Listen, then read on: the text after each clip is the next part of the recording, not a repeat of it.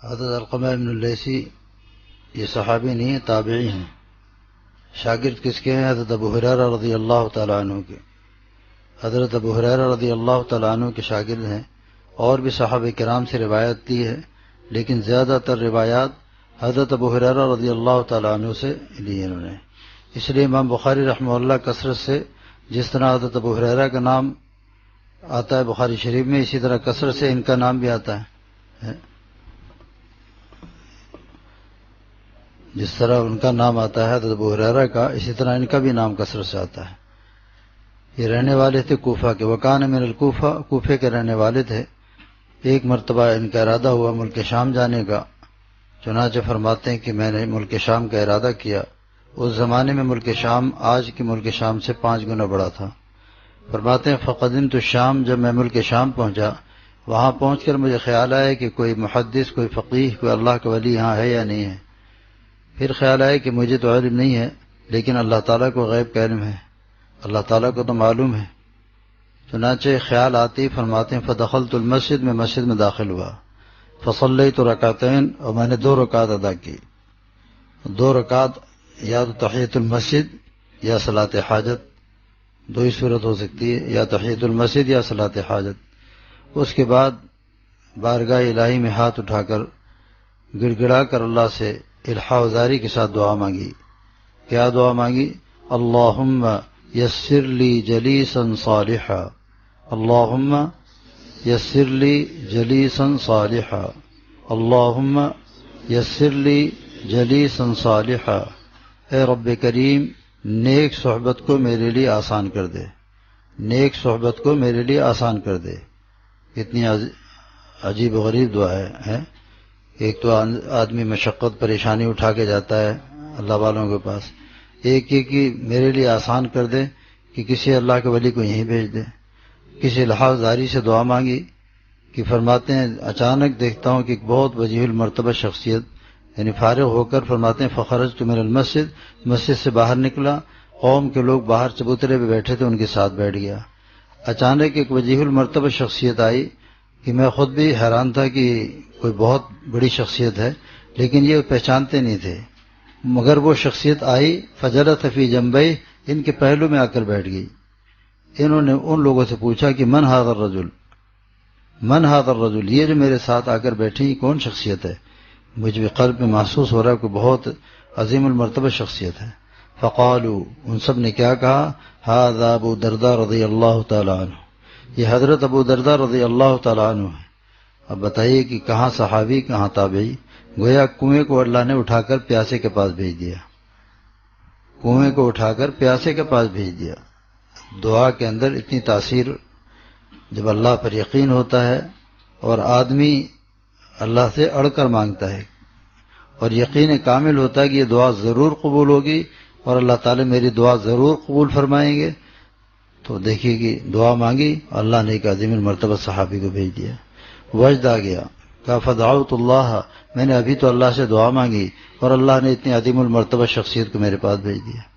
بس ان کی صحبت میں رہنے لگے، استفادہ کرنے لگے۔ آج طلبہ کرام یہ چیزیں مفقود ہوتی جا رہی ہیں۔ حجت الاسلام مولانا قاسم نانوتوی رحمۃ اللہ علیہ سفر حج پہ جا رہے تھے، یمن کے قریب جا کر موسم خراب ہو گیا، بادل سیاہ، بالکل کالے بادل، بجلی کڑکنے لگی، بارش کا امکان، تیز ہوائیں چلنے لگیں۔ ملاح نے کشتی کو کنارے لگا کر لنگر ڈالا اور کہا جلدی آپ لوگ اتر جائیں، اس لیے کہ آندھی بھی آ رہی ہے، طوفان بھی آ رہا ہے، بارش بھی آ رہی ہے، ہو سکتا ہے کوئی تکلیف پہنچ جائے۔ سب تو اتر گئے اور اتر کے وہاں کے بندرگاہ پر سامان خریدنا شروع کر دیا لوگوں نے کہ پتہ نہیں واپسی میں یمن رکے گا کہ نہیں رکے گا، یہ کشتی رکے گی یا نہیں رکے گی۔ لیکن حجت الاسلام مولانا قاسم نانوتوی رحمۃ اللہ علیہ سر جھکا کر کچھ سوچتے رہے۔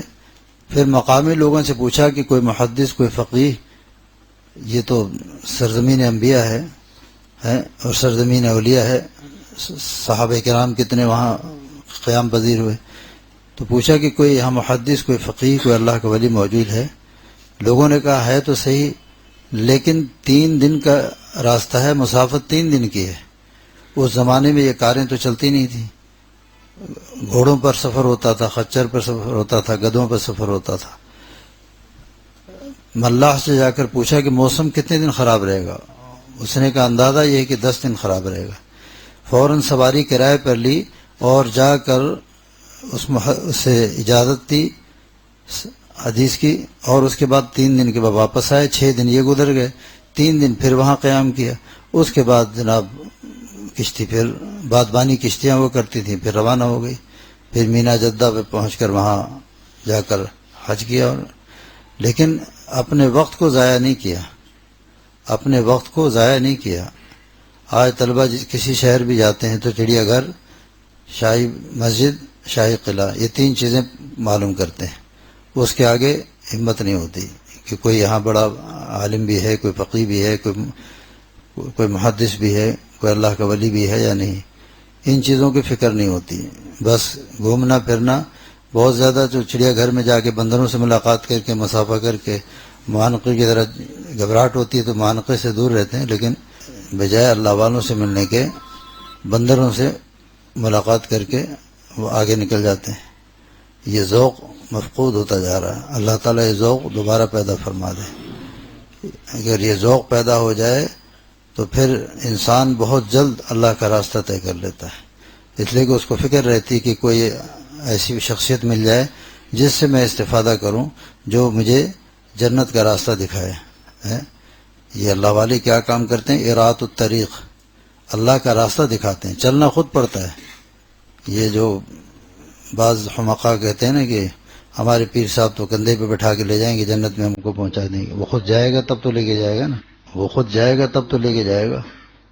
نعوذ باللہ، کیا کیا عقیدے ہو گئے ہیں کہ وہاں جا کے قبروں میں سجدہ بھی کرتے ہیں، مانگتے بھی ہیں بچہ دے۔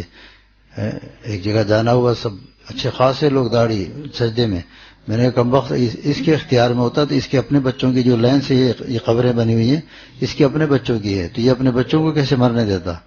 معلوم ہوا کہ سب کچھ اللہ کے اختیار میں، سب کچھ اللہ کے قبضہ قدرت میں۔